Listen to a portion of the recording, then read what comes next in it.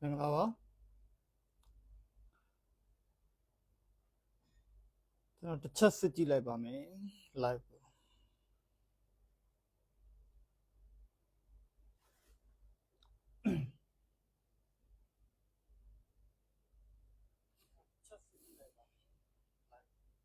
โอเค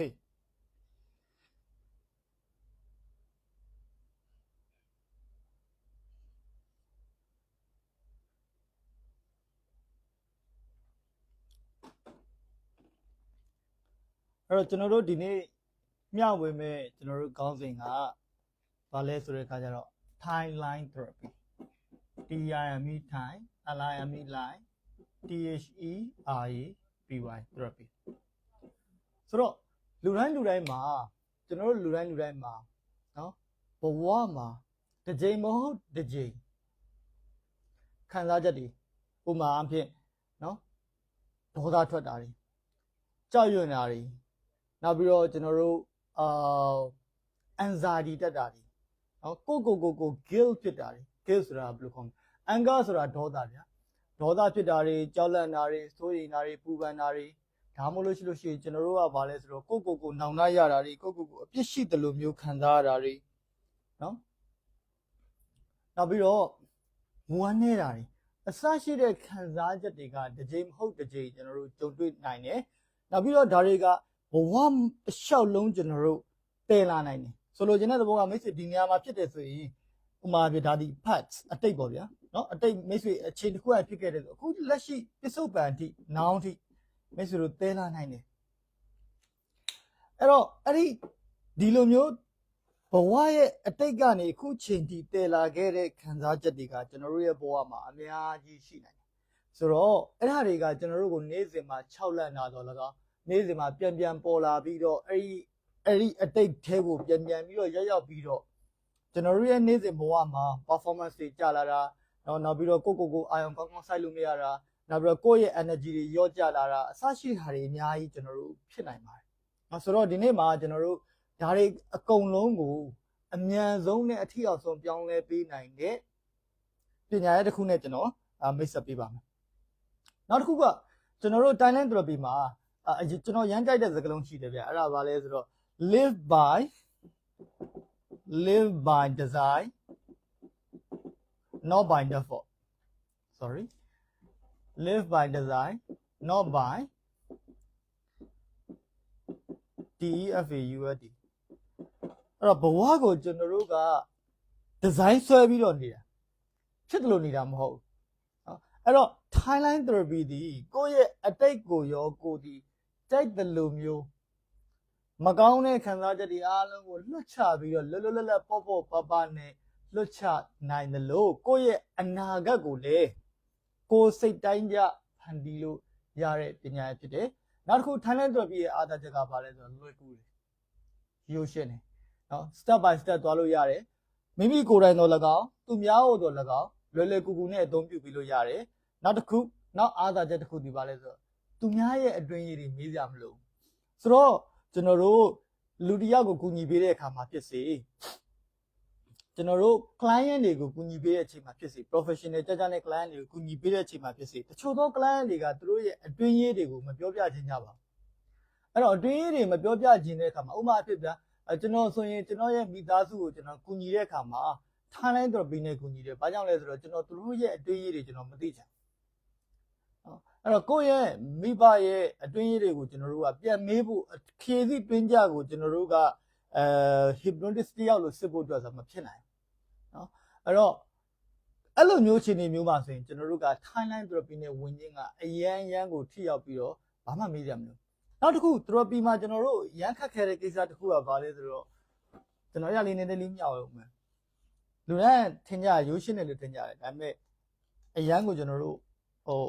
therapy မှာရန်ကိုအာယုံဆက်ရတဲ့ကိစ္စကဘာလဲဆိုတော့ client ရဲ့ root cause တွေကိုလိုက်ရှာတာကျွန်တော်တို့ပုံမှန်အဖြစ်ကျွန်တော်တို့ therapy ရဲ့ပုံစံတွေအခုလက်ရှိပြစ္ဆုတ်ပံဆိုတဲ့နောင်ကနေနော်ဟိုးကျွန်တော်တို့အတိတ်ကပြဿနာဖြစ်ခဲ့တဲ့ကျွန်တော်တို့အခြေတစ်ခုကိုပြန်သွားပြီးတော့ပြန်ရှာဖွေရတာ ရှာဖွေပြီးတော့မှ AI မှာတစ်စင်အဲ့ပြဿနာကြီးကိုကျွန်တော်တို့ကဘာလို့ကလဲဆိုတော့ဖြတ်ကြတယ်ဖြတ်ပြီးတော့မှကျွန်တော်တို့ကသူ့ရဲ့အနာဂတ် future ကိုအနာဂတ်ကိုကျွန်တော်တို့ကဘာလို့ပေးလိုက်တာလဲဆိုတော့ reprogram လုပ်ပေးလိုက်တာ reprogram အဲ့တော့ကျွန်တော်တို့ကဘာလဲဆိုတော့ဒီကနေစပြီးတော့အနာဂတ်မှာ reprogram ပြန်လုပ်ရမှာဒါကြောင့်မလို့ကျွန်တော်တို့အဲ့ဒီ therapy တွေမှာအဓိကအဖြစ်ပြဿနာကိုရှာဖွေတဲ့အပိုင်းတွေပြဿနာရဲ့ဇစ်မြစ်တွေဒါတွေကိုရှာဖွေတဲ့အပိုင်းတွေအရန်ကိုခက်ခဲတဲ့အပိုင်းတစ်ပိုင်းတွေမှာပါဝင်ပါတယ်ဆိုတော့ timeline therapy ရဲ့တကယ်အားသာချက်တစ်ခုကဒီပြဿနာကိုရှာဖွေတဲ့အချိန်မှာအရန်လွယ်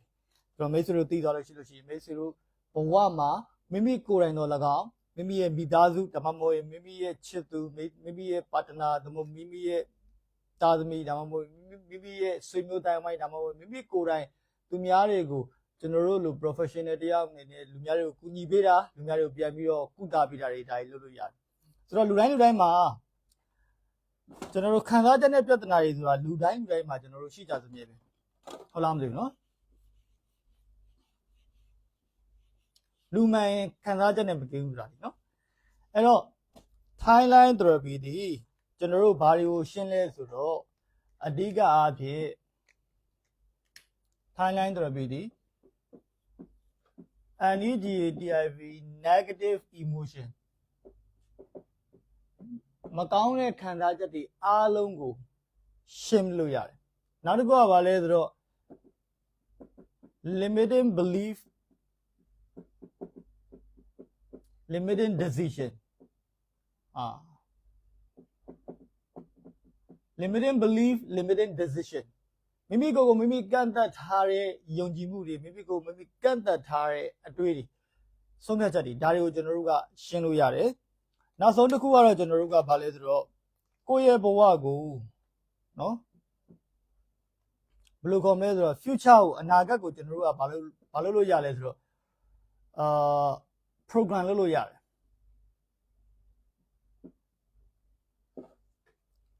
Thailand therapy ကအဓိကအဖြစ်လုပ်တာ၃ခုအဲ့တော့ကျွန်တော်တို့အားလုံးယဉ်ကျေးပြီးသားစကားလုံးနဲ့ပြောမယ်ဆိုရင်တော့အတိတ်ပစ္စုပန်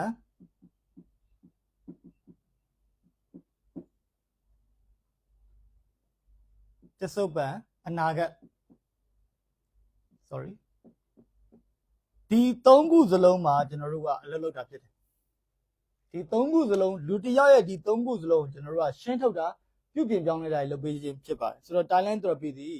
လူတိုင်းကျွန်တော်တို့လေ့လာထားတဲ့လူတိုင်းတက်ထားတဲ့ကျွန်တော်တို့ပညာထဲမှာပါတယ်။ဘာကြောင့်လဲဆိုတော့မိတ်ဆွေတို့အထိတ်မှာတော့၎င်းမိတ်ဆွေတို့အနာဂတ်မှာတော့၎င်းမိတ်ဆွေတို့တနေရာမှာအများတန်းရောက်နေနိုင်တယ်နော်။အဲ့တော့ကျွန်တော်မြူเจ้าပြောတာကျွန်တော်ရှိရလေလူတယောက်ကိုကျွန်တော်တို့ပိတ်နေတာဆိုတော့ကျွန်တော်တို့မြူနှစ်ခုပြပါကြီးပထမမြူကအတိတ်မြူဒုတိယမြူကအနာဂတ်မြူ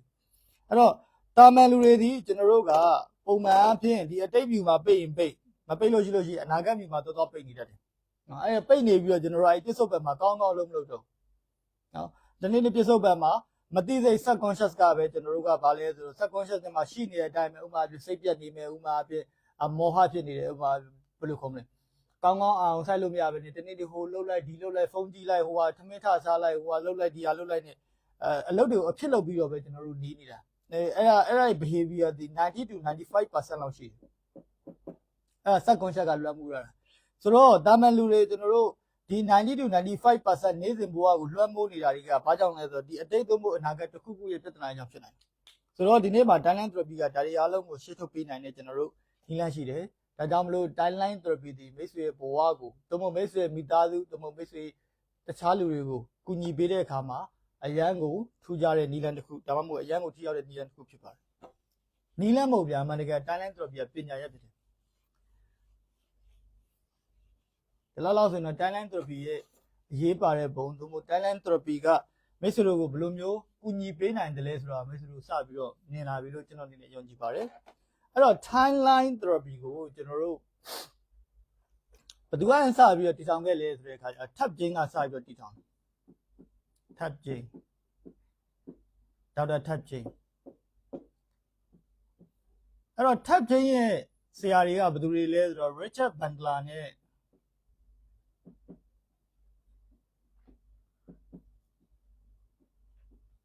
John Greener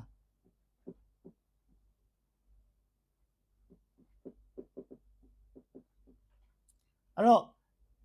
သူတို့ရဲ့ကျွန်တော်တို့သူတို့နှစ်ဦးက NLP ကိုစပြီးတော့တည်ထောင်တယ်သူတို့နှစ်ဦးက NLP ကိုစပြီးတော့တည်ထောင်တယ်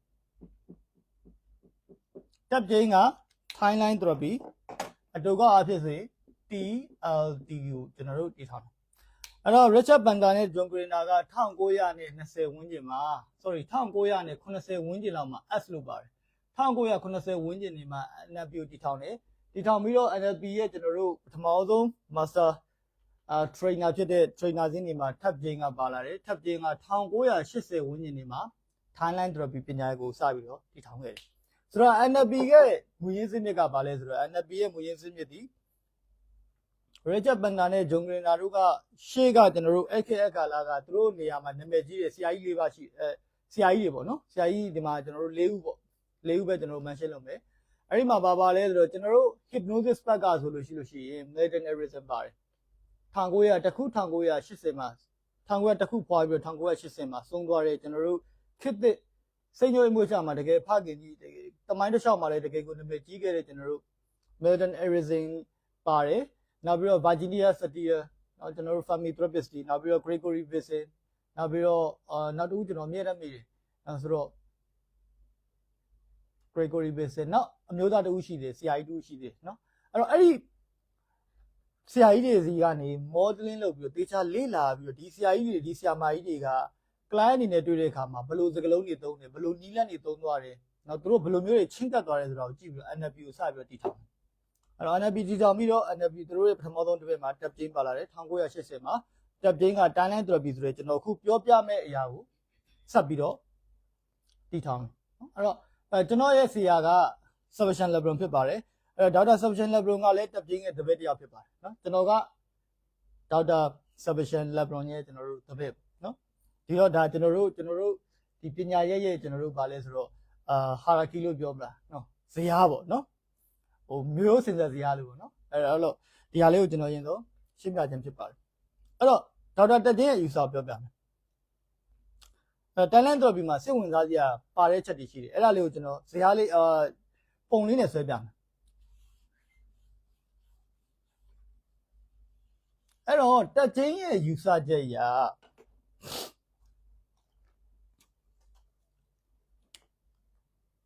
ဒီလိုမြင်းတစ်မြင်းဆွဲလိုက်မြင်းတစ်မြင်းဆွဲလိုက်ရင်ဆိုကြပါစို့နော်ကျွန်တော်တို့ဒီနေရာလေးပေါ့ဗျာဒီနေရာလေး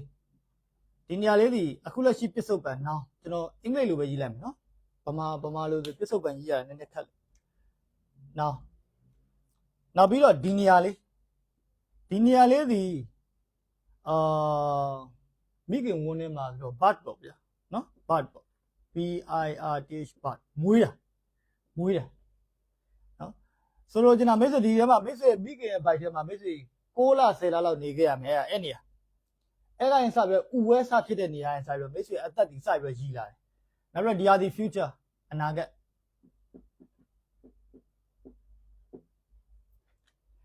Timeline Therapy ရဲ့ user မှာနောက်ထပ်စိတ်ဝင်စားစရာချက်ပါတယ်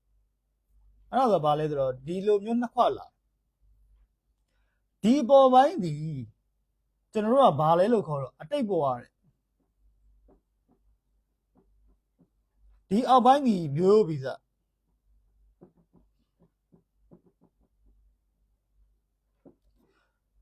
တွေကဘာတွေလဲဆိုတော့ကျွန်တော်တို့အခုလက်ရှိပစ္စုပန်ကျွန်တော်တို့ရဲ့ခန္ဓာကိုယ်ကျွန်တော်တို့ရဲ့စိတ်တွင်းတွေကိုကျွန်တော်တို့ပြင်ဝင်ကြည့်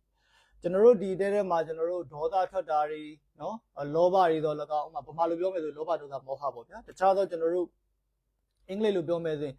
ဒေါသထွက်တာတွေကြောက်ရွံ့တာတွေစိုးရိမ်တာတွေပူပန်တာတွေကိုအပြစ်ရှိတာတွေကိုနောင်နှမ်းရတာတွေနော်နောက်ပြီးတော့စိတ်တက်ကြတာတွေအစရှိတဲ့ကျွန်တော်တို့ emotion တွေအကုန်လုံးက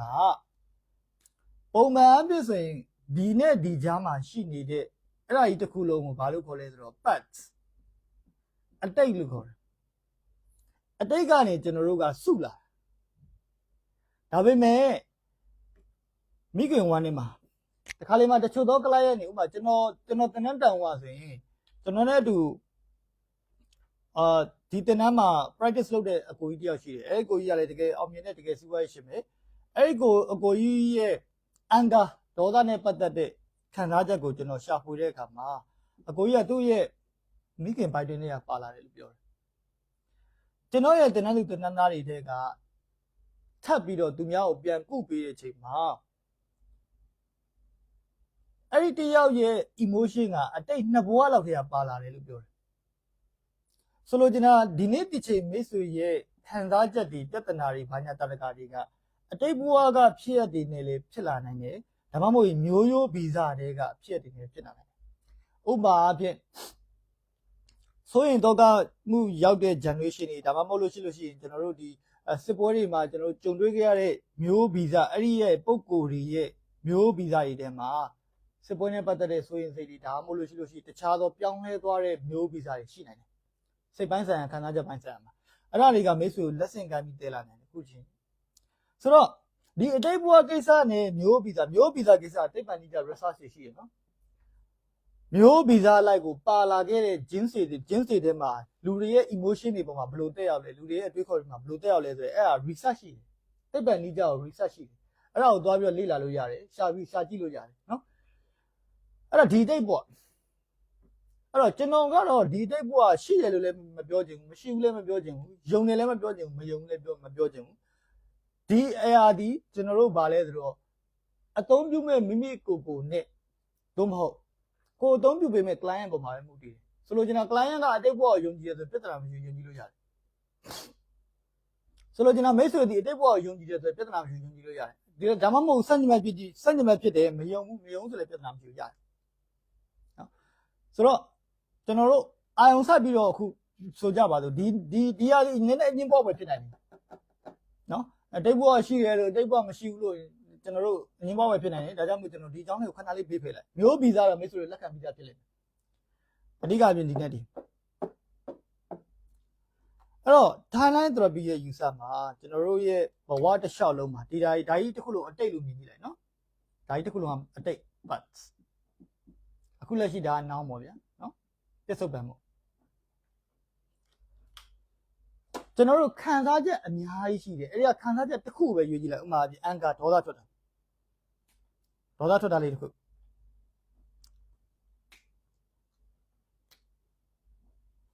မိတ်ဆွေဒေါသထွက်တာပထမဆုံးဖြစ်ရဒါကိုကျွန်တော်တို့စကားလုံးမှာဘာလို့ခေါ်လဲဆိုတော့ first event လို့ခေါ်တယ်ဒီလိုပဲရေးလိုက်ပါမယ် first event မိတ်ဆွေဘဝမှာပထမဦးဆုံးဒေါသဖြစ်ခဲ့တဲ့အချိန်အဲ့တော့အဲ့အချိန်ကစပြီးတော့မိတ်ဆွေကတဖြည်းဖြည်းဒေါသလေးတွေစုလာနော်ဘဝတစ်လျှောက်လုံးမှာဗျာကိုစိတ်မကျေနပ်တာလည်းရှိမယ်ကိုဒေါသထွက်သွားလည်းရှိတယ်ဒါပေမဲ့မျိုးသိလိုက်ရတယ်ကိုပြောလိုက်လို့ကိုလှုပ်လိုက်လို့ပြဿနာကြီးကျယ်တက်သွားနိုင်တယ်ဆိုမျိုးသိခဲ့ရတာရှိနိုင်တယ်ဒါပေမဲ့အဲ့လိုစုနေမိတ်ဆွေရဲ့ဒေါသဆိုတော့ရန်အိုးလေးနဲ့မြင်ကြည့်လိုက်နော်မိတ်ဆွေရန်အိုးလေးတအိုးမြင်ကြည့်လိုက်အိုးလေးတအိုးမြင်ကြည့်လိုက်အဲ့ဒီမှာမိတ်ဆွေဒေါသရန်လုံးလေးတွေကစုတာဒီတော့အချိန်တစ်ခုရောက်တဲ့အခါမှာဒီရန်အိုးကအလုံးလုံးလေးပေါက်ကွဲခြင်းတာနော်အဲ့ချိန်မှာဘာမဟုတ်တဲ့မိဘွားစားလေးတစ်စသွားပြီးကြလိုက်မယ်ဆိုတာ ਨੇ ဒီဟာကြီးဒီအုံးစုထားပေါက်တော့ဘောလားမသိဘူးနော်ဘာကြောင့်လဲမိတ်ဆွေထဲမှာရန်နေရှိနေလို့ဒီအိုးထဲမှာဒီရန်နေတာမရှိဘူးဆိုရင်မိတ်ဆွေမိဘွားကြလဲထပေါက်စရာဘာကိစ္စမှမရှိဘူးအဲ့လိုပဲကျွန်တော်တို့ဘွားမှာလဲဒေါသလေးစုပြီးတစ်ချိန်မှာဒေါသအကြီးကြီးထပြီးတော့ထပေါက်အဲ့ဖြစ်ကိုကျွန်တော်တို့စာစကားခေါ်မယ်ဆို significant emotion event SEV လို့ခေါ်တယ်အဲ့ဒါထပေါက်ခွဲတဲ့ဖြစ်အဲ့လိုနည်းနဲ့မိတ်ဆွေတို့ဒီတန်ရာလင်းနေတယ်နော်ဒီလိုစုလိုက်ပြီးသွားရင်ပေါက်ခွဲလဲစုလိုက်ပေါက်ခွဲလဲဒါဒေါသနဲ့ပတ်သက်လို့ပဲပြောသေးရနော်မိတ်ဆွေရဲ့ဘဝမှာ emotion အများကြီးရှိနိုင်တယ်ဒေါသတွေကြောက်တာတွေစိုးရိမ်တာတွေပူပန်တာတွေကိုနောင်လာရတာတွေအပြစ်ရှိရလို့ခံစားရတာတွေဝမ်းနေတာတွေ right အများကြီးရှိနိုင်တယ်အဲ့တော့ကျွန်တော်တို့ Thailand therapy မှာဖြောက်တဲ့ပုံစံကျွန်တော်ပြောပြမယ်ဖြောက်တဲ့ပုံစံကအခုလက်ရှိပစ္စုပန်ကနေကျွန်တော်တို့ကတက်လာပြီးတော့ဘယ်ကိုပြန်သွားလဲဆိုတော့ဘဝမှာပထမဆုံးဖြစ်ခဲ့တဲ့ဒေါသပထမဆုံးဖြစ်ခဲ့တဲ့ဒီဖြစ်ကိုပြန်သွားတာအဲ့ဖြစ်ကနေစပြီးတော့ကျွန်တော်တို့ဘဝတစ်လျှောက်လုံးပြန်ပြီးတော့ဖြတ်လာတာဘယ်ဒီလဲဆိုရင်မိတ်ဆွေအခုပစ္စုပန် လမ်းတစ်လျှောက်မှာရှိတဲ့ဒီခံစားချက်အားလုံးဖြတ်ချလာ sorry လူတော်တော်များများတော့ဒီလို significant emotion event ကိုပဲရှိမယ်လို့ထင်ကြတယ်ဒါပေမဲ့အမှန်တရားအပြင်တကယ်တမ်းတေချာစစ်ဒီတိတိလေးတွေအများကြီးဆိုတွေ့လာတယ်အဲ့တော့မိတ်ဆွေစဉ်းစားကြည့်မိတ်ဆွေရဲ့ဘဝမှာအန်ကာနဲ့ဖြစ်ခဲ့တဲ့ဖြစ်ရပ်တွေကိုတစ်ခုပြီးစပြီးတော့ဖျောက်လာတယ်လို့မြင်အောင်ကြည့်လိုက်နော်ကျွန်တော်ဒီအကုန်ဖြတ်လိုက်တစ်ခုပြီးဖျောက်လာတယ်လို့မြင်အောင်ကြည့်လိုက်မိတ်ဆွေရဲ့ timeline ဆိုတဲ့ဒါမကောင်းတော့မိတ်ဆွေရဲ့ဘဝတစ်လျှောက်လုံးမှာအတိတ်ကနေစရပဲခုပြစ္ဆုတ်ပန်တိမိတ်ဆွေရဲ့ timeline အချိန်မြင့်ထဲမှာသို့မဟုတ်မိတ်ဆွေဘဝတစ်လျှောက်လုံးမှာအန်ကာနဲ့ပတ်သက်တဲ့အရာတွေကမရှိတော့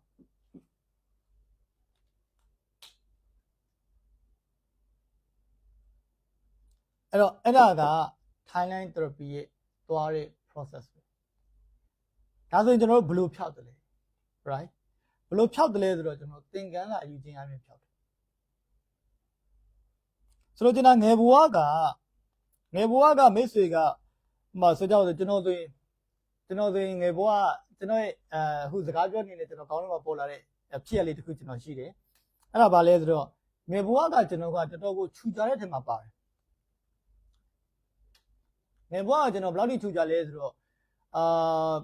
မနက်သုံးဖို့နေခင်းလောက်ကနေကျွန်တော်ဥမာရေခဲတုပ်ပေါ့နော်ကျွန်တော်တို့ခေတ်ကရေခဲတုပ်လေးတွေကျွန်တော်တို့ပေါ်ကြတယ်အဲရေခဲတုပ်လေးတွေရေခဲချောင်းတောင်နေတယ်ရေခဲတုပ်ကပို့ပေါ်တယ်အဲ့တော့ရေခဲတုပ်လေးတွေကျွန်တော်စားလိုက်တယ်ဆိုညကြရင်ဂွီဆိုပြီးတော့လေကျွန်တော်တို့ချွဲတစ်တဲ့တန်တွေနောက်ပြီးတော့ချွဲထွက်တဲ့တန်တွေကျွန်တော်အများဖြစ်တယ်ကျွန်တော်ကတော်တော်နှုတ်တယ်ထင်မှာပါတယ်ငယ်ကဆိုတော့အဲ့ဒါကျွန်တော်ငယ်ဘဝအချိန်တစ်ခုပါဗျာနော်ကျွန်တော်ဒီနေ့ကျွန်တော်6နှစ်ဝန်းကျင်9နှစ်6နှစ် right maybe around အဲ့လောက်ဖြစ်မှတင်တယ်အဲ့လောက်ဝန်းကျင်ကကျွန်တော်နေခင်းပိုင်းမှာရေခဲတော့ကျွန်တော်တို့နားမှာရေခဲတော့လာရောက်တော့ကျွန်တော်ရေခဲတော့စားကျွန်တော်အမေကိုသွားပြီးပူစားတယ်အဲ့တော့အမေကမကြွတဲ့အခါကျတော့အဲ့နဲ့ကျွန်တော်ကကြီးကြလဲအမေကမကြွလုံးဝမကြွတဲ့အခါကျတော့ကျွန်တော်ကဝမ်းနေသွားပြီးတော့ကျွန်တော်သူများရဲ့ရှိထိုင်ကုန်လေးမှာကျွန်တော်သွားထိုင်ပြီးတော့ဝမ်းနေနေတာအဲ့ဖြစ်လေကျွန်တော်ဟုတ်ပြန်မြင်ဆိုတော့ကျွန်တော်တို့ timeline တစ်လျှောက်မှာအဲ့ဒီone နဲ့သွားတဲ့ဖြစ်ရက်ကိုအဲ့ဒီဆိုကြပါစို့နော်ဒီနေရာလေးကျွန်တော်ဒါလေးကိုကျွန်တော်စာလေးနဲ့ပြအဲ့တော့ကျွန်တော်မှone နဲ့စိတ်တွေဘယ်မှုလေးကဘယ်လိုစုတာလဲတော့မသိဘူးဗျာဒါပေမဲ့ထားပါအချိန်တစ်ခုပေါ့နော်6နှစ်လောက်မှာပေါ့နော်ကျွန်တော်6 year ပေါ့6နှစ်လောက်မှာကျွန်တော်ကအဲ့ဒီ anchor ဆိုရဲ sorry sadness ဆိုရဲone နဲ့ကိစ္စone နဲ့ဖြစ်ရလေးဖြစ်ခဲ့တယ်ရေခဲကြောင့်မစားရလို့ရေခဲတော့မစားရလို့နော် rightဆိုတော့အဲ့ဒီဖြစ်ရကစဉ်းစားကြည့်အိမ်ကမိတ်ဆွေကျွန်တော်6နှစ်သားလေးဆိုကျွန်တော်တိလေး right ဟလားကျွန်တော်အခုလက်ရှိပြည့်စုံပဲမှာကျွန်တော်ကဆိုလင်းထုံးဖြစ်နေပြီ right အဲ့တော့ကျွန်တော်အတိတ်ကိုကျွန်တော်ပြန်သွားတယ်အတိတ်ဒီဖြစ်ရကိုပြန်သွားတယ်အတိတ်ကဖြစ်ရကိုပြန်သွားပြီးတော့ကျွန်တော်ပြန်ကြည့်တော့နော်အဲ့တုန်းကတော့အမေကငါစားကျင်တာကိုမကြွေးဘူးဆိုပြီးတော့ယူဆခဲ့ပါအလားမသိနော်အမေကငါစားကျင်တာမကြွေးဘူးအမေကငါ့ကိုမချစ်ဘူးလားမသိဘူးအမေကဘာဖြစ်တယ်ညာဖြစ်တယ်ဒီလောက်လေးတော့မှဝယ်ကြွေးဘူးဘာဖြစ်တယ်ညာဖြစ်တယ်ပေါ့ဗျာကလေးတွေးလျှောက်တွေးမှာဒါပေမဲ့အခုလက်ရှိကျွန်တော်သက်ရွယ်ဆိုတာကျွန်တော်ဒါဟိုအိမ်အောင်ကြပြီးတော့ကျွန်တော်ကလေးတွေပါယူမယ်ဆိုတာကျွန်တော်ကလေးဖေဖြစ်နေတဲ့အေးရောက်ပြီ right ကျွန်တော်ဒါတကယ်လို့ဒီကလေးလေးကိုကျွန်တော်သားတယောက်လို့ကျွန်တော်ပြန်ပြီးတော့ပြန်ကြည့်မယ်ဆိုရင်ကျွန်တော်ကြွေးမှာမဟုတ်ဘာလဲဆိုတော့ဒီကောင်စားပြီးတော့ဒုက္ခရောက်မယ်နော်ဒီကောင်စားပြီးတော့ဒုက္ခရောက်မှာညကြရင်ဒုက္ခရောက်တော့မှာအဲ့တော့အခုလက်ရှိကိုနဲ့ဒီဖြစ်ရက်ကိုပြန်ပြီးတော့သုံးသပ်လိုက်တဲ့အခါမှာပြန်ပြီးတော့လေးလာလိုက်တဲ့အခါမှာဘာရလဲတခါကောင်းရတယ်မကြွေးနော်ငါ့မိမကြွေးခဲ့တာမှန်တာပဲငါကျမ်းမာရေးကိုကြည့်ပြီးတော့ငါကျမ်းမာရေးထိခိုက်မှာဆိုလို့ငါ့မိမကြွေးတာနော်နောက်ပြီးတော့ဒီရေခဲကြောင့်လည်းဆိုရေခဲတုပ်တွေဆိုတက်လားမသိနဲ့ဒါတွေကကျမ်းမာရေးကိုထိခိုက်နိုင်တယ်နော်ဝင်ပြက်တာတွေပိုင်းနိုင်လည်းဖြစ်ချင်ဖြစ်နိုင်တယ်ဒါကြောင့်လို့မကြွေးတာအမေလို့တာမှန်သားပဲ right ဒီဖြစ်ရတဲ့မှာနေတော့ကွာအကြီးကျယ်ဝမ်းနေနေတာဒီမှာအဖြစ်ရေခဲတော့မကြွေးတာဟိုမှာကိုပဲမွေးစားသားလို့ကိုပဲကောက်ရသလိုလို့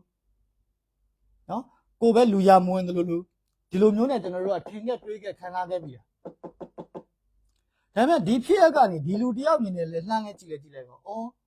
မှန်လားပဲနော်တကယ်လို့စားလိုက်ရင်ခဏတာစားလိုက်ရတဲ့အရာလေးနဲ့ကလေး ခလေးစားနေနိုင်တာထိုင်ကျွေးနေသူဒုက္ခကြီးကြရောက်သင်္ကန်းစာကောင်းကြလားမသိဘူးနော်ဆိုတော့ဒီအနေနဲ့ကြည့်အမြင်ပြောင်းသွားတယ်သင်္ကန်းစာကောင်းကြအဲ့လိုနီးနေထိုင်လိုင်း therapy ရ short အဲ့တော့ step by step တွေရှိတယ်အသေးသေး process တွေရှိတယ်ဒါတွေကတော့ကျွန်တော်ဒီမှာပြောပြလို့မလွယ်တော့ဘူးเนาะဆိုတော့အဲ့ဒါဆိုမလို့ကျွန်တော်တို့ဒီလိုပုံစံနဲ့ကျွန်တော်တို့လူတွေကို short ချလိုက်ခြင်းအပြင်ခံစားချက်တွေအားလုံးဒီ release ဖြစ်သွားပြီးတော့သူ့ဘဝမှာသူဒီပို့ပြီးတော့ Thailand therapy မှာကျွန်တော်ကြိုက်တဲ့တစ်ချက်ရှိတယ်အဲ့ဒါဘာဖြစ်သွားလဲဆိုတော့ဘဝကလေ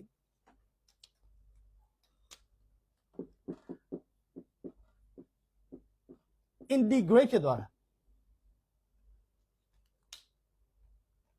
မိတ်ဆွေရဲ့အတိတ်ကအဲ့ဒီရဲ့ဖြစ်ရတဲ့ပတ်သက်တဲ့ခံစားချက်အမေကငါ့ကိုမချစ်ဘူးလို့နော်ကျွန်တော်ဒီမှာရေးပြမယ်အမေကငါ့ကိုမချစ်ဘူးလို့ငါ့ကိုမချစ်တာတွေလို့နော်နောက်ပြီးတော့ငါကဟိုမွေးစားသားလားလို့ဆိုကြပါစို့နော်မွေးစားသားလားလို့နော်နောက်ပြီးတော့ဟိုဗာလေ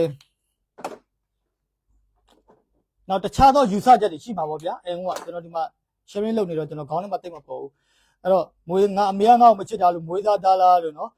နောက်ပြီးတော့ကျွန်တော်တို့ဗာလဲဆိုတော့ပတ်စံမရှိလို့လားလို့နော်အစရှိသဖြင့်ပေါ့နော်အစရှိတဲ့အရာတွေကမိတ်ဆွေရဲ့ဘာထဲမှာရောက်နေလဲဆိုတော့ unconscious mind ထဲမှာသို့မဟုတ် subconscious mind အဲ့ဒီမသိစိတ်ထဲမှာအဲ့ဒါတွေကအဲ့ဒီအတိတ်ဘဝရဲ့ဖြစ်ရက်ဆိုတာ event ပေါ့နော်ကျွန်တော်ဒီဟာလေးကိုနည်းနည်းလေးဒီအပေါ်လေးကိုဖြတ်လိုက်မယ်နော်ဒါလေးကိုနည်းနည်းလေးကျွန်တော်ရေလေပတ်လေးကျွန်တော်ရှင်းပြကြတယ်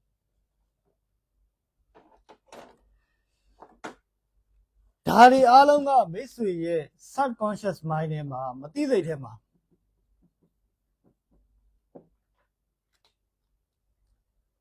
event ဆိုတဲ့ဖြစ်ရက်ကို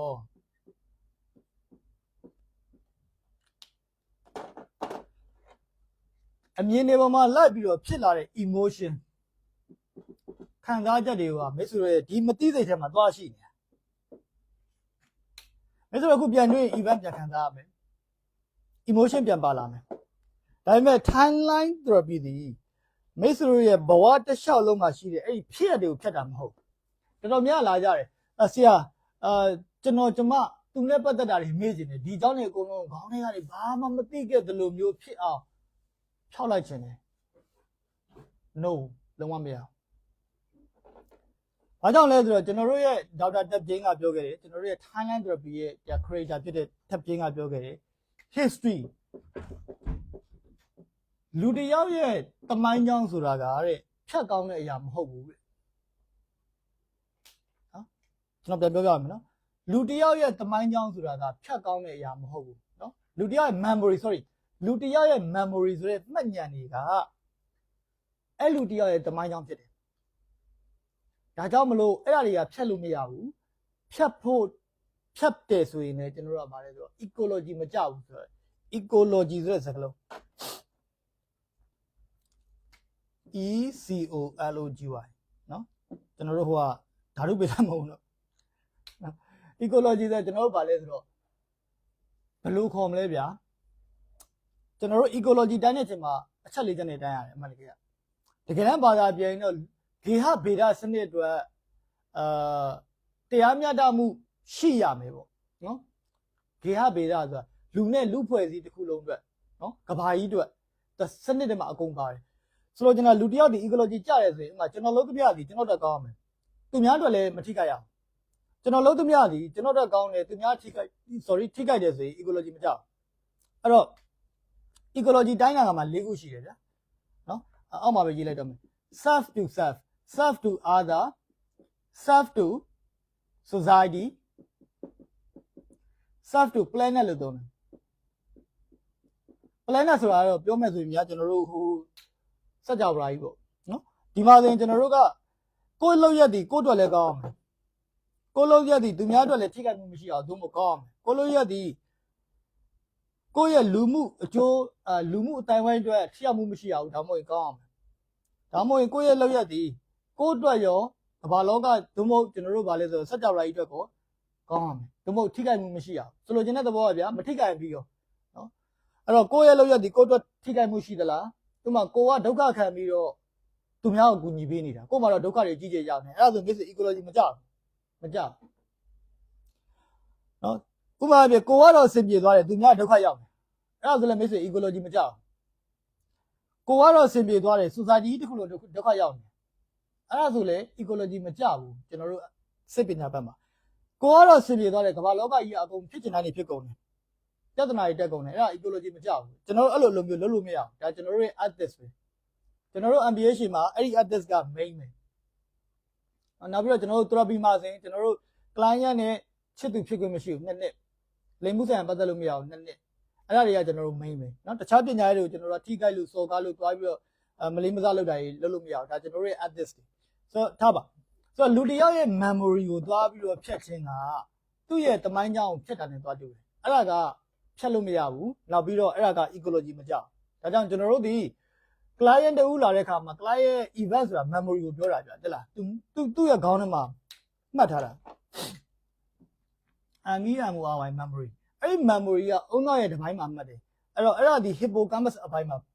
hippocampus ကျွန်တော်ဒီမှာ hippocampus ကိုပေါင်းတာမှားပါဆိုလို့ကျွန်တော်မပေါင်းတော့เนาะအဲ့တော့လူတစ်ယောက်ရဲ့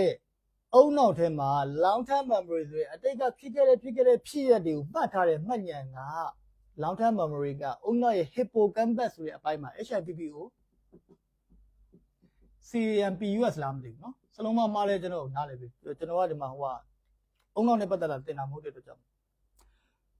လူတစ်ယောက်ရဲ့ emotion တွေကိုကြတော့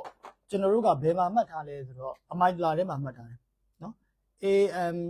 AMYDAL လားမသိဘူးအမိုင်ဒလာထဲမှာမှတ်ထားတယ်ဆိုလိုချင်တာအုံနောက်ရဲ့အပိုင်းနှစ်ပိုင်းမှာမှတ်ထားတယ်ကျွန်တော်တို့ကလူတရားရဲ့ memory ကိုဖျက်လို့မရဘူး history ကိုဖျက်လို့မရဘူးဒါဒီ ecology တရားecology မကြဘူးလို့ပြောတာဖြစ်တဲ့ကြောင့်မလို့ကျွန်တော်တို့ဒီဘယ်တော့မှဒီဟာကိုမဖျက်ဘူးကျွန်တော်တို့ကဘာလဲဆိုတော့ဒီဟာကိုဖျက်တာတချို့ကလာကြတယ်ဆရာသူနဲ့ပတ်သက်တာအားလုံးဖျက်ပေးသူနဲ့ပတ်သက်တာအားလုံးခေါင်းထဲကထုတ်ချင်တယ်ဒီဟာအားလုံးမသိချင်တော့ဘူးဆိုတာဒီ memory ကြီးလာဖျက်ခိုင်းတာအဲ့ဒါလုံးဝဖျက်ပေးလို့မရဘူးအဲ့လိုမျိုးဆိုကျွန်တော်တို့က client ကိုဒီတိုင်းကျွန်တော်ထည့်ရှင်းပြတယ်ကျွန်တော်တို့ကဒါကိုဖျက်လို့မရဘူး message ဒါပေမဲ့ဒီဟာကိုကြိုက်တယ်လို့လုပ်လို့ရတယ်ကြိုက်တယ်လို့ကျိုးလို့ရှော့လို့ရတယ်ကြိုက်တယ်လို့ပြင်လို့ရတယ်နော်တကယ်တမ်းဒုက္ခပေးနေတာကအဲ့ဒီ memory ကဒုက္ခပေးနေတာမဟုတ်တကယ်ဒုက္ခပေးနေတာဒီကောင်ဒုက္ခပေးနေတာ emotion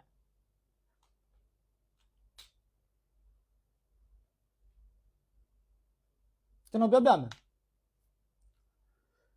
ကျွန်တော်ခဏလေးပြောပါတယ်အဲ့ example ကျွန်တော်တို့မသိတဲ့လူတူတယောက်ဆုံးမသွားတဲ့အခါကျွန်တော်ဘာခံစားရလဲဘာမှခံစားအောင် right လူဆိုတာသိမှာပဲလေ right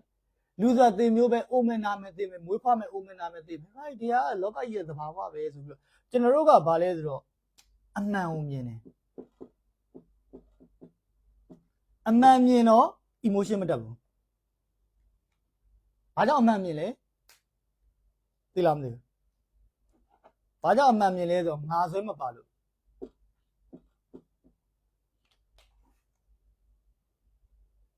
ငါဆွဲမပါလို့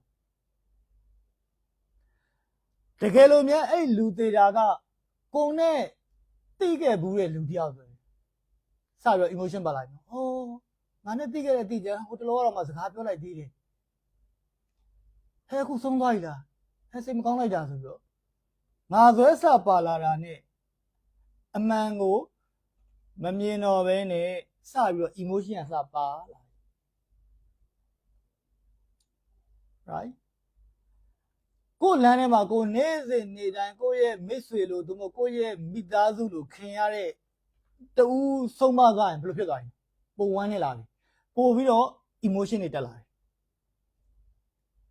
အဲ့ဒါပို့ဆိုးတဲ့ကိုရဲ့မိသားစုသူမကိုရမ်းချစ်ရလို့ဆုံးသွားရင်အဲ့မှာ emotion တွေလုံးဝ peace stick ရမ်းအောင်ပောက်ကွဲပြီးတော့အရမ်းငိုယိုပြီးတော့ငါဆိုရရမ်းမြောက်သွားပြီငါရမ်းချစ်တဲ့လူသေးတာတွေပါဆိုကြပါစို့အဲ့ချိန်မှာသွားပြီးလူဆိုတာမွေးမယ်နော်ကြီးလာမယ်အသေးဆုံးသွားမယ်အိုနာသေးဖြစ်မယ်တွေပါသွားပြောကြည့် तू သိတယ်ဟုတ်လားမသိဘူးနော်လူတိုင်းအထမင်းစားကြီးလာတာအကုန်သိတယ်ဒါပေမဲ့ဗာလေမရဘူး emotion တက်နေတာမဲ့ဆို emotion တက်နေလူတယောက်သွားပြီးတော့တရားနာသွားချမနေနဲ့လေတာကုန်သွားမယ် तू လည်းသိတယ် तू ထမင်းစားရတာ तू သိတယ်ဘာကြောင့်လဲဒီ emotion ဒါကြောင့်မလို့ငါဆွဲတဲ့အခါမှာအမှန်မမြင်တော့ဘဲနဲ့ emotion တွေတက်လာ ငါမပါလို့ရှိရင် emotion ရော့ highlight therapy ထဲမှာအဲ့ဒီပညာအဲ့ဒီပညာရဲ့အဲ့လက်ကွက်ကိုကောင်းကောင်းသုံးထားပြီးတော့လက်ကွက်ကိုသုံးတာမဟုတ်အဲ့အမှန်တရားကိုသုံးတာလက်ကွက်ဆိုရင်လူတွေကိုကျွန်တော် truth လုပ်တယ်ထင်ပါသလိုအဲ့ဒီအမှန်တရားကိုကောင်းကောင်းသုံးပြီးတော့လူတွေရဲ့ဒီမကောင်းတဲ့ခံစားချက်တွေအားလုံးကို short ချပြီးတော့လူတွေကိုငါဆွဲကင်းကင်းနဲ့အမှန်မြင်လာအောင်လုပ်ထားတယ်တကယ်ကိုကောင်းတဲ့ပညာဖြစ်တယ်ဆိုတော့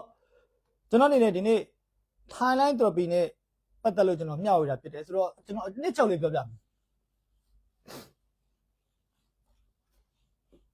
အနှစ်ချုပ်ပြောမယ်ဆိုရင်ကျွန်တော်အနှစ်ချုပ်ပြန်ရေးပေးမယ်နော်နမို့ဆိုရင်နည်းနည်းရှုပ်သွားမှာဆိုလို့any question ရှိရင် live ကိုကြည့်နေရင်းနဲ့မေးလို့ရတယ်နော်ကျွန်တော်ဒီမှာတော့မပေါ်ဘူးပြ comment တွေပါညာတွေကတော့မပေါ်ဘူးဆိုတော့ဘယ်သူမှတော့မမေးသားသေးဘူးတော့ထင်တယ်နော်ဆိုတော့အနည်းချုပ်နဲ့ပြောမယ်ဆိုရင် Thailand therapy က emotion တွေကိုဖြတ်တာဖြစ်ပါတယ် emotion release ပေါ့ emotion တွေဖြတ်တာဖြစ်တယ် Thailand therapy ကမိတ်ဆွေရဲ့အတိတ်က past က emotion အားလုံးကို release လုပ်ပြီးတော့အနာဂတ် future ကို design လုပ်လို့ရတယ်နော်ခုနက emotion ဖြစ်တယ်ဒါအနာဂတ် future ကို design လုပ်တယ်နောက်ပြီးတော့မိတ်ဆွေမိမိကိုယ်ကိုမိမိ integrate ဖြစ်လာတယ် integrate ဖြစ်တယ်ဆိုတော့ကျွန်တော်ခုနပြောတဲ့ကမှာနည်းနည်းလေး sorry ခုနပြောတဲ့ကမှာနည်းနည်းကြော်သွားတယ်အဲ့ဒါလေးနဲ့ပြန်ပြောပြမယ်ကျွန်တော်တို့မှာသိသိရှိတယ်ကျွန်တော်တို့မှာမသိသိရှိတယ် right ခုနကပြောခဲ့တဲ့ subconscious mind ထဲမှာအဲ့ဒီရဲ့ငယ်ဘဝရဲ့မှာကျွန်တော်ဝန်နေခဲ့တဲ့ဖြစ်ရလေးကျွန်တော်ပြန်ပြောမယ်နော်ငယ်ဘဝရဲ့ဖြစ်ရလေးပေါ့နော်အမေကကျွန်တော်ရေခဲတော့မကြွေးတဲ့ဖြစ်ရလေးအဲ့တော့ဝန်နေခဲ့တဲ့ဖြစ်ရလေးရယ်အဲ့ကကျွန်တော်ဝန်နေတယ်ဆိုတဲ့ emotion ဖြစ်တဲ့ sadness ဝန်နေတယ်နော်အဲ့ကအမေကငါ့ကိုမချစ်ဘူးလို့ဘာဘူးလို့ညာဘူးလို့အစရှိတဲ့ကျွန်တော်ရဲ့ assumption တွေအားလုံးကကျွန်တော်ရဲ့မသိသေးတယ်မှာရှိတယ်ဒါပေမဲ့တကယ်တမ်းခုလက်ရှိသိသိကြီးနဲ့စဉ်းစားတဲ့ခါကျတော့ဒါရအားလုံးမှာလေကျွန်တော်တို့မသိသိ level မှာရှိနေတာတကယ်တမ်းကျွန်တော်သိသိနဲ့စဉ်းစားရင်အော်ဒါတွေကမကြောက်တဲ့တော့ဝမ်းမနေတဲ့တော့နော်ဒါတွေကခေါင်းထဲထည့်မထားတဲ့တော့ဖြစ်ရည်သိရအောင်အဲဟောငါဝမ်းနေခဲ့ပါလားဆိုဝမ်းနေနေတယ်ဒါပေမဲ့အဲ့ဒါတွေအားလုံးကသိသိ level ကသိတယ်ဆိုရင်အဲ့ဒါတွေဖြောက်လို့မရဘူးပို့ဆိုတာတခုပြောပြမယ်ဒါကတော့ subconscious ပဲကျွန်တော် live နည်းနည်းရှင်းနိုင်တယ်နော်ဟိုနောက်မှ replay ပြန်ကြည့်နေကြည့်ဒါပေမဲ့တချို့ဟာတွေကတချို့ဟာတွေမဟုတ်နောက်ပိုင်း live ကတစ်လပဲရတော့တယ်အဲ့ဒါကြောင့်ကျွန်တော်ဖြစ်ပြောက်ပါလေဗီဒီယိုတွေသွားရိုက်ပြီးတော့ဗီဒီယိုတွေသွားရိုက်ပြီးတော့ကျွန်တော် TikTok ကဗီဒီယိုတွေကျွန်တော် Facebook မှာပြန်တင်ပေးရဒါပေမဲ့ပြဿနာကဘာလဲဆိုတော့လေ TikTok ရဲ့ဗီဒီယို10မိနစ်ပဲရတယ်10မိနစ်ဆိုတာကျွန်တော်တို့ကစကားပြောရတာဘာပြောလို့ပြောရမလဲကျွန်တော်မသိဘူးအဲ့တော့ဒါ subconscious အဲ့ subconscious ရဲ့အောက်မှာ unconscious ရှိသေးတယ်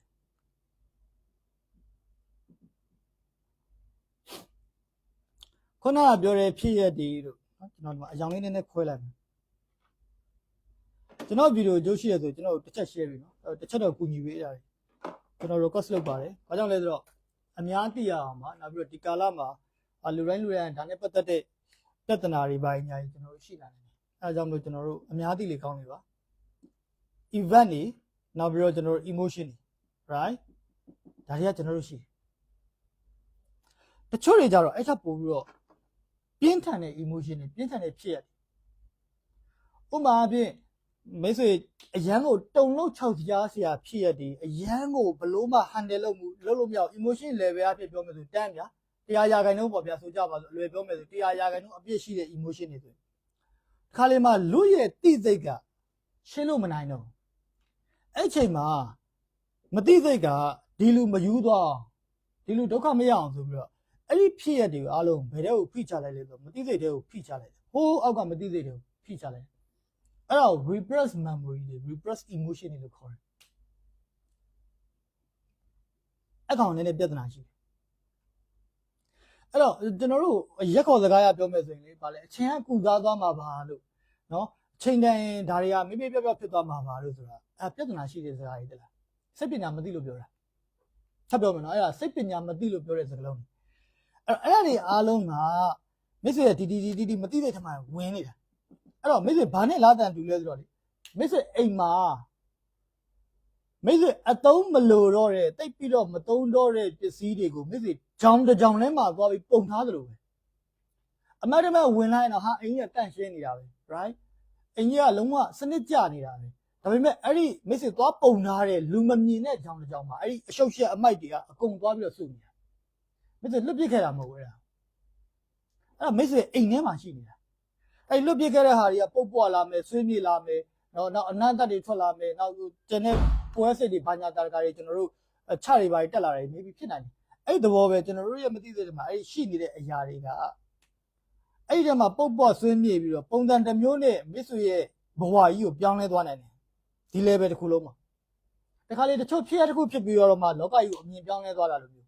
တခါလေမှာတချို့ဖြစ်ရကြီးမားတစ်ခုဖြစ်ပြီးတော့မှလူတွေကိုကြောက်သွားတာလိုမျိုးလူတွေနဲ့မပတ်သက်ချင်တော့တာလိုမျိုးသို့မဟုတ်အလုပ်တွေမလုပ်ချင်တော့တာလိုမျိုးသို့မဟုတ်ငွေချင်းနဲ့ပတ်သက်လို့မရှာချင်တော့တာလိုမျိုး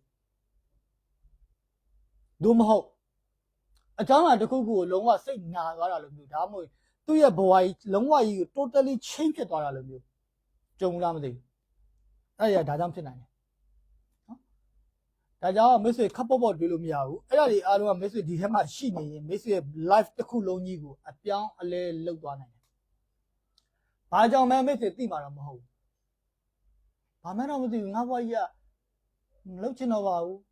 ဒါကြီးကတော်ပါပြီဒါကြီးကအစရှိပြီအဲ့ဒါတွေကဒီဟာတွေကြောင့်ဖြစ်နိုင်တယ်အဲ့တော့အဲ့ဒီဟာတွေကိုလည်းကျွန်တော်တို့ကပြန်ပြီးတော့ခုပြီးလို့ရတယ်ဆိုလိုချင်တာ emotion တွေပဲဖြစ်မှာနော်ဒီမှာလည်းကျွန်တော်တို့ reverse လုပ်တာမှာလည်း event တွေ emotion တွေရှိနိုင်တယ်အဲ့ဒီကကျွန်တော်တို့ဗာလဲ emotion တွေပဲကျွန်တော်တို့ကဖြစ်မှာအဲ့တော့မိတ်ဆွေဒီမိတ်ဆွေ timeline therapy နဲ့ဝင်လိုက်လို့ရှိလို့ရှိ integrate ဖြစ်လာတာဒီရဲ့ဖြစ်ရက်တွေကိုမိတ်ဆွေဒီပို့ပြီးတော့ကောင်းတဲ့အမြင်တစ်ခုကနေမြင်လာဒီ integrate ဆိုတဲ့အကြောင်းကျွန်တော်ပြောပြမယ်နော် GRAD integrate ဒီ integrate ဆိုတာဒီမိတ်ဆွေဒီသိသိဒီမသိသိဒါ subconscious ဒါ unconscious အဲ့ဒီအရာတွေကမိတ်ဆွေဒီထဲမှာတတိတခြားကြီးမှတ်ထားတာကလေးဘွားဟိုကျွန်တော်ခုနပြောလို့ရေကလေးမစားရတာကိုကျွန်တော်အကြီးကျယ်ကြီးမှတ်ပြီးတော့အကြီးကျယ်တွေဝမ်းနဲ့ပူဆွေးပြီးတော့အကြီးကျယ်တွေရှောက်ပေးပြီးတော့ကျွန်တော်မသိတဲ့ထဲမှာမှတ်ခဲ့တာ right တချို့ဆို sexual trauma တွေကဒီမှာ sexual trauma တွေကဒီထဲမှာနော်အဲ့တော့ဒီအခုလက်ရှိအဲ့ဒါတွေကသူ့ရဲ့မသိတဲ့အကန့်နေတဲ့မှာတူတစ်ပိုင်းမှတ်ထားတာတခါလေးမှပြန်စဉ်းစားကြည့်အော်ဒါတွေက1 minute တင်တော့အော်ဒါတွေကမကြောက်တင်တော့အော်ဒါတွေကမစိုးရင်တင်တော့အော်ယောက်ျားတွေကဒီလိုမဟုတ်ပါဘူးအော်မိန်းမတွေကလည်းဒီလိုမဟုတ်ပါဘူးကိုသိတယ်ဒါပေမဲ့အဲ့ဒါသူ့အပိုင်းနဲ့သူသိနေတာသိစိတ်ကသိတယ်မသိတဲ့လက်မခံမသိတဲ့ထဲမှာ session နဲ့ပတ်သက်တဲ့ trauma ဖြစ်တယ်သူမသိတဲ့ထဲမှာအိမ်တော်ရေးဆိုတာမကောင်းဘူးမသိတဲ့ထဲမှာမိန်းမတွေကမကောင်းဘူးမသိတဲ့ထဲမှာယောက်ျားတွေကမကောင်းဘူးဒါကြောင့်မသိတဲ့ကတော့အော်ငါအိမ်တော်ပြုတ်နေပြီနော်မိန်းမတွေကကောင်းပါတယ်ယောက်ျားတွေကကောင်းပါတယ်မသိတဲ့လက်မခံအိမ်အောင်ပြတော့မယ်ဆိုပတ်ပြေးတယ်အိမ်အောင်ပြတော့မယ်ဆိုကြောက်လာတယ်အိမ်အောင်ပြတော့မယ်ဆို something ပေါ့ဗျာတခုဖြစ်လာတယ်အဲ့ဒါသိစိတ်ကသိတယ်မသိစိတ်ကလက်မခံအဲ့ဒါကိုမိတ်ဆွေရဲ့ဘဝကြီးတစ်ခုလုံးဒီသိစိတ်ကကျွန်တော်ဒီမှာ example ပြမယ်နော်သိစိတ်ကအိမ်အောင်ပြုခြင်းတယ်မသိစိတ်ကလက်မခံသိစိတ်ကအိမ်အောင်ပြုခြင်းတယ် subconscious mind ကလက်မခံစိတ်တွေအားလုံးကတူတစ်ပိုင်းချင်းကြီးဖြစ်နေပြန်စဉ်းစားကြည့်သိဒါတွေမဖြစ်သင့်ဘူးနော်ငါဒီဖြစ်ရကြောင်းငါဒီလိုဖြစ်တာဖြစ်လိမ့်မယ်ဒါပေမဲ့သိစိတ်ကတော့သိနေဒါပေမဲ့မသိစိတ်ကလက်မခံအောင်လိုက်မပူပါဘူး integrate ဆိုတာဒီဟာအားလုံးသိစိတ်ကသိတဲ့အတိုင်းမသိစိတ်ကလက်ခံတယ်မသိစိတ်လက်ခံဒီစိတ်တွေအားလုံးဒီ totally integrate ဖြစ်သွားပြီးတော့အော်ဒါဒီလိုပါလားဆိုအမြင်မှန်ရသွားပြီးတော့ဒီမသိစိတ်အားလုံးဒီ sorry ဒီစိတ်အားလုံးဒီအတူတကွ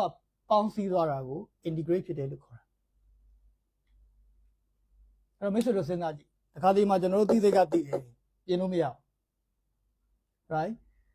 မနေ့စောစောထတဲ့နေလို့ကျမ်းမာရေး exercise လုပ်တဲ့နေလို့ဒါလူတိုင်း command ဖြစ်တဲ့စကားကြီးကျွန်တော်ပြောမယ်နော်မနေ့စောစောထတဲ့နေလို့ကျမ်းမာရေး exercise လုပ်တဲ့နေလို့ meditation လုပ်တဲ့နေလို့နော် right mindset work တွေလုပ်တဲ့နေလို့အချိန်တိကျတဲ့နေလို့ right တနေ့နေ့စာဖတ်တဲ့နေလို့စရှိတဲ့ဟာတွေမစ္စတို့သိတယ်ဒါပေမဲ့ routine work subconscious mind နဲ့မှာမစ္စရဲ့ habit ကချိန်တိုင်းဖုန်းပို့မယ်ဒါကျွန်တော်တို့လည်းဝန်ခံပါတယ်ကျွန်တော်လည်းဖုန်းပို့ပါတယ်နော်ဆိုတော့ချိန်တိုင်းဖုန်းပို့မယ်ကျွန်တော်ဒီရက်ပိုင်းတချို့ရက်တွေမှာဆိုကျွန်တော်အဲ့မသိတဲ့ subconscious mind တွေကကျွန်တော်တို့ဘယ်လိုခေါ်မလဲ habit တွေတိုင်းကျွန်တော်ဖုန်းထိုင်ပို့နေငါဘာလုပ်နေတာလဲ right conscious mind ကမထိနိုင်ဘူးနော် conscious mind ကတော့သတိရမှာအော်ငါလုပ်နေတာတွေကငါရဲ့ subconscious program တိုင်းကိုငါဝင်ပြီးတော့ငါရှောက်လုပ်နေတာပဲ autopilot နဲ့သွားနေတာပဲအဲ့90 to 95% ဒီတနေ့ကိုလုပ်နေရကိုပြန်စဉ်းစားကြည့်တိစိတ်နဲ့တနေ့တေချာချာစဉ်းစားပြီးတော့ကိုပန်းနိုင်ကိုသွားနေတဲ့လောက်ရက်တွေကိုလုပ်နေတာမဟုတ်ဘူးလုပ်ချင်တာတွေလုပ်နေတာလုပ်ချင်တာတွေချင်တာမှန်သမျှ subconscious ချင်တာမှန်သမျှမသိစိတ်လုပ်ချင်တာတွေရှောက်လုပ်နေတာမသိစိတ်ဟာတွေ right ဆိုတော့ကျွန်တော်တို့သိစိတ်နဲ့မသိစိတ်နဲ့အဲ့လို integrate ဖြစ်သွားတာအဲ့ဒါ talent therapy နဲ့လုပ်လို့ရတယ်ဆိုတော့ဒါဆိုရင် talent therapy နဲ့ပတ်သက်လို့ပို့ပြီးတော့နားလည်လာပြီလို့ကျွန်တော်ဒီနေ့ယုံကြည်တယ်နောက်ကိုယ့်ရဲ့စိတ်အကြောင်းကလည်းပတ်သက်လို့ပို့ပြီးတော့နားလည်လာပြီလို့ယုံကြည်တယ်အဲ့တော့နောက် talent therapy ရဲ့အားသာချက်ကျွန်တော်လည်းထပ်ပြောပြအောင် talent therapy က root cause မေးကြမလို့အဲ့တော့root cause ကိုကျွန်တော်တို့ root cause ကိုကျွန်တော်တို့ therapist တယောက်အနေနဲ့တော့ကူညီပေးမဲ့လူတယောက်အနေနဲ့ကိုယ့်ရဲ့ client ကိုကူညီပေးတဲ့အခါမှာဒါတွေကိုလိုက်ပြီးတော့တေချာချာအသေးသေးစစ်စစ်မင်းများသုံးသပ်စရာမလိုလွယ်တယ်နော်အဲ့တော့ဆိုကြပါစို့ဗျာ easy to use ဆိုဗျာဒါဒီကအဓိပ္ပာယ်ချင်းမတူထားလိုက်နောက်တစ်ခုကဘာလဲဆိုတော့ timeline therapy က easy to use အသုံးပြုရလွယ်ဥပမာအဖြစ် hypnotherapy နဲ့ကျွန်တော်တို့ client တွေကိုကူညီပေးတဲ့အချိန်ကျရင်ကျွန်တော်တို့က client တွေကိုလမ်းကြောင်းပေးရတာ hypnotherapy ကကိုပေးတဲ့လမ်းကြောင်းကို client ကလိုက်ပါလာတာ talent therapy ကပြောင်းပြန်ကျွန်တော်တို့က client ကိုဘယ်လိုလေးသွားလိုက်ပါဘာလေးလုပ်လိုက်ပါဆိုပြောပြီးတော့ကျွန်တော်တို့ကထိုင်ပြီးတော့ client ရဲ့သူ့ထဲမှာသူလုပ်နေတဲ့ process ကပုံများတယ်ဆိုတော့ကျွန်တော်တို့ကဗျာ hypnotherapy မှာကျွန်တော်တို့က client ကိုလုံးဝအာယုံပြေးဝစိုက်ပြီးတော့လုပ်ရတာ talent therapy မှာကိုက coffee လေးတောက်လိုက်နေကြစီလေးစားရင် client ကိုပါလဲဆိုတော့ကူညီပေးလို့ရတယ်ဆိုလို့ကျွန်တော်လွယ်တယ်နော် easy to use ဖြစ်တယ်သူရဲ့ step by step framework တွေနောက်ပြီးတော့အသေးစိတ် concept တွေအသေးစိတ်ကျွန်တော်တို့ theory ရောရှိသေးတယ်အဲ့ဒါတွေကတော့ကျွန်တော်တို့သင်တန်းထဲမှာပဲကျွန်တော်ပြောပြနော်ဘာကြောင့်လဲဆိုတော့ဒီမှာပြင်ပမှာပြောတာဖြစ်တော့ကြမို့ပြင်ပမှာကျွန်တော်တို့လူတိုင်းကိုကျွန်တော်ပြောပြလို့မရဘူးဘာကြောင့်လဲဆိုတော့ပညာရေးတစ်ခုကိုဆရာတဦးစီမှာစနစ်တကျသင်ထားပြီးတော့ဒီပညာရေးနဲ့ပတ်သက်တဲ့ ethics တွေဒီပညာရေးနဲ့ပတ်သက်တဲ့ do's and don'ts တွေဒါတွေအားလုံးစနစ်တကျသိထားမှသာလေကျွန်တော်တို့လူတွေကိုကူညီပေးတဲ့အခါမှာမှန်မှန်ကန်ကန်နဲ့တိတိကျကျနဲ့ကူညီပေးလို့ရမှာကြာဘူးနောက်ဝလေးနဲ့လှုပ်ချင်တာတွေရှောက်လုပ်ပြီးတော့ဖြစ်ချင်တာတွေရှောက်ဖြစ်ကုန်နေတယ်ဒါကြောင့်မလို့ကျွန်တော်တို့ဒီပညာရေးတွေကိုသင်တဲ့အခါမှာ level လိုက်သင်ပါတယ်နော် level လိုက်သင်တယ်ဆိုတာကသင်တန်းကိုအများကြီးရောင်းဖို့အတွက်ကျွန်တော်ရည်ရွယ်ပြီး level ခွဲရတာမဟုတ်ဘူးတကယ်အဲ့ level အများကြီးခွဲတာကျွန်တော်တို့အများကြီးပြဿနာရှိတယ်ကြလားကျွန်တော်တို့ပြဿနာအများကြီးရှိတယ်ကျွန်တော်အနေနဲ့ဆိုရင် level ခွဲပြီးသင်နေတာမဟုတ်ဒါပေမဲ့ level ခွဲပြီးမသင်ကျွန်တော်နိုင်100ကျော်သင်တန်းတစ်ခုဖွင့်မယ်ဗျာနိုင်100ကျော်ဆိုဘယ်သူတွေတက်မလဲဘယ်သူတက်မလဲအဲ့တော့သင်တန်းကြီးကလည်းကျွန်တော်အများကြီးတောင်းမှရမှာဖြစ်စေနိုင်100ကျော်သင်ရတဲ့ကိစ္စလွယ်တာမဟုတ်ဘူးတစ်ပတ်မှ2ရက်3လောက်သင်ရတဲ့ကိစ္စတရက်မှပုံမှန်အဖြစ်ဆိုရင်ကျွန်တော်ပြောပြမယ်သင်တန်းလေးကိုကြည့်လိုက်1နာရီခွဲ2နာရီလောက်ကပုံမှန်အဖြစ်ကျွန်တော်သင်တန်းအနည်းဆုံး3နာရီခွဲအနည်းဆုံးပဲအဲ့တော့တစ်ပတ်မှကျွန်တော်တို့ပုံမှန်အဖြစ်6နာရီဒါမှမဟုတ်9နာရီ10နာရီ17နာရီဆိုကြပါလို့နိုင်100ဆိုရင်နည်းတာမဟုတ်အဲ့တော့ကျွန်တော်ရဲ့သင်တန်းတွေကဥမာအဖြစ် mind mastery ဆို16နာရီပတ်ချလဲ inner inference ဆို16နာရီပတ်ချလဲ advanced ဆိုရင်နိုင်20ပတ်ချလဲအခုဆို24နာရီတောင်ဖြစ်သွားပြီနောက်ပြီးတော့ certify ကကျွန်တော်တို့ဗာလဲဆိုဒီတစ်ခေါက်ဆိုရင်နိုင်40ဝန်းကျင်ရှိပါပြီ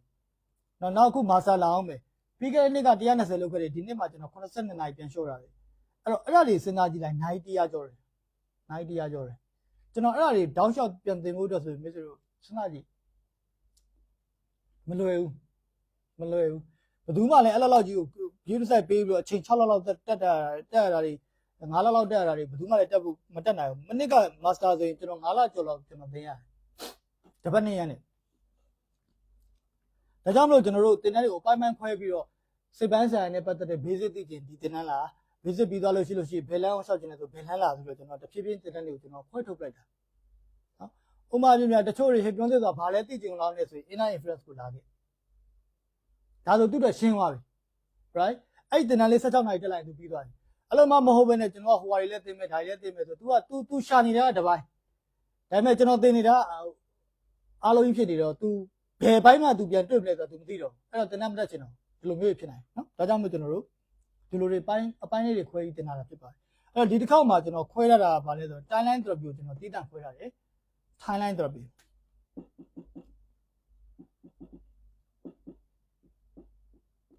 နော်အဲ့တော့ timeline therapy ပညာရေးကိုကျွန်တော်တို့တိတန့်ခွဲပြီးတော့ကျွန်တော်တို့ဒီ timeline therapy မှာတင်တယ်ဆိုရင်ကျွန်တော်တို့က practitioner level ရယ်ကျွန်တော်တို့က prep လို့ခေါ်တယ်ဒါစီ master prep level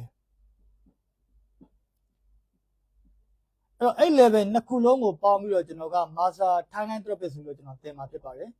နော်အဲ့တော့အဲ့နှစ်ခုလုံးကိုကျွန်တော်ပေါင်းပြီးတော့ master timeline therapist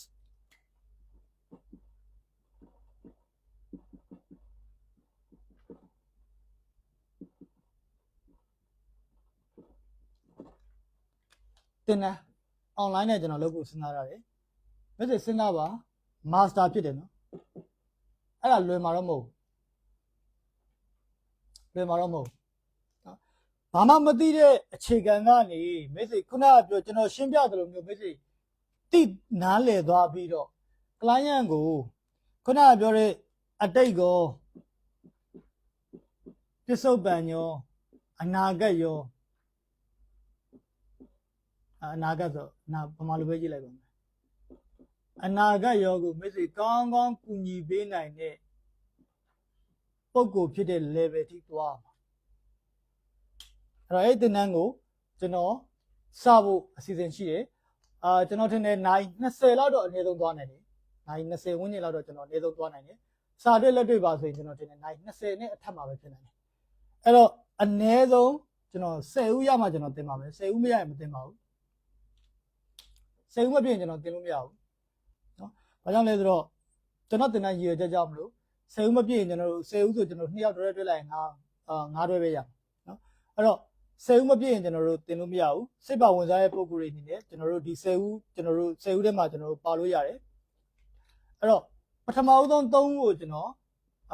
special discount တစ်ခုပေးမယ်ပထမဆုံး3ဦးနော်ပထမဆုံး3ဦးကိုကျွန်တော် discount ပေးမယ်ကျန်တဲ့9ဦးကတော့ကျွန်တော်တို့ပုံမှန်တိုင်းပဲကျန်တဲ့9ဦးကတော့ပုံမှန်ဈေးနဲ့ကျွန်တော်တို့ဖြစ်မယ်နော်အဲ့တော့ပထမဆုံး3ဦးထဲမှာပါဖို့အတွက်အရေးကြီးတယ်အဲ့တော့ရမယ့်လက်မှတ်ကကျွန်တော်တို့ master Thailand therapist ပေါ့နော်ကျွန်တော် certificate 2ခုလောက်ပေးခြင်းတယ် prep level master prep level 2ခုပေးခြင်းတယ် certificate ကိုလေဘာကြောင့်လဲဆိုတဲ့အခါကျတော့10နာရီအထက်လောက်ကိုကျွန်တော်တစ်ခုပေးမိမယ်ဒါမှမဟုတ်လည်း2ခုလုံးပေါင်းပြီးတော့ master Thailand therapist ဆိုတော့ပဲပေးမလားမသိဘူးနော်ဒါကတော့ကျွန်တော်စဉ်းစားကြည့်လိုက်အောင်မယ် certificate ရဲ့တန်ဖိုးရဲ့ certificate ရဲ့training hour တွေနောက်ကျွန်တော်လုပ်ပေးလိုက်တဲ့ content တွေကိုကျွန်တော်ကြည့်ပြီးကျွန်တော်စီစဉ်ပေးမယ်တေချာတခုကတော့မိတ်ဆွေ professional တယောက်အနေနဲ့လူတွေကိုကူညီပေးခြင်းတဲ့ပုံကိုယ်စေဒီကုထုံးကတက်ကိုတက်တင်တယ်ဒါကျွန်တော်သင်ပါလို့ပြောတာမဟုတ်နော်ကြိုက်တဲ့နေရာမှာကြိုက်လို့သွားပြီးလေ့လာကြည့်လိုက်ထပ်ပြောမယ်နော်ကြိုက်တဲ့နေရာမှာကြိုက်လို့သွားပြီးလေ့လာကြည့်လိုက် timeline therapy ကအကျိုးမရှိဘူးကျွန်တော်အခုပြောတာတွေမဟုတ်ပါဘူးဆိုကျွန်တော်ဒီ comment ဒီခု live မှာလာပြီး comment မှတ်လို့ရတယ်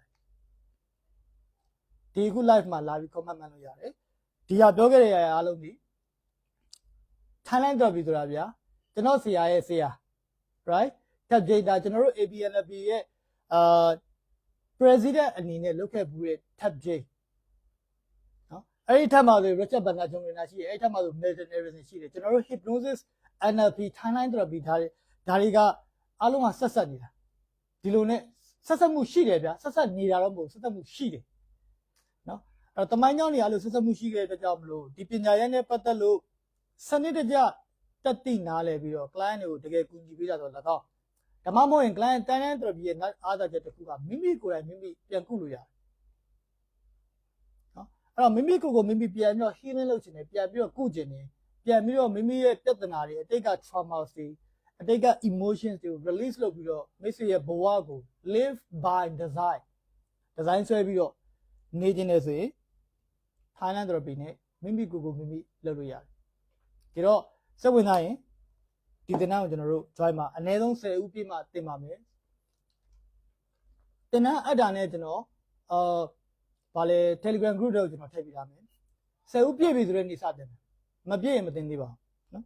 okay ပါဆိုတော့ကျေးဇူးများတင်ပါတယ်အခြားမေးစရာရှိတဲ့မေးခွန်းတွေရှိတယ်ဒါမှမဟုတ်လို့ရှိရင်အခြားသိချင်တာရှိတယ်သင်တန်းနဲ့ပတ်သက်လို့သိချင်တာရှိရဆိုရင်ကျွန်တော်ရဲ့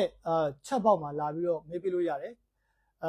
နောက်ပြီးတော့ကျွန်တော်တို့ဒီ comment မှာလည်းကျွန်တော်တို့မေးခဲ့လို့ရတယ်ပေါ့နော်အဲ့တော့ကျွန်တော် chat box မှာမေးရင်တော့ပိုကောင်းပါတယ်နော် chat box မှာမေးရင်တော့တခုတော့ရှိတယ်ကျွန်တော် AI assistant ထည့်ထားတယ်တခါလေသူ့တူဖြည့်ချင်တာဖြည့်နေတာမင်္ဂလာပါရှင့်နေရောဗာရောညာရောပေါ့နော်အဲ့ဒါဆိုရင် message နားလိုက်ထားပါကျွန်တော်မဟုတ်ပါဘူးနော်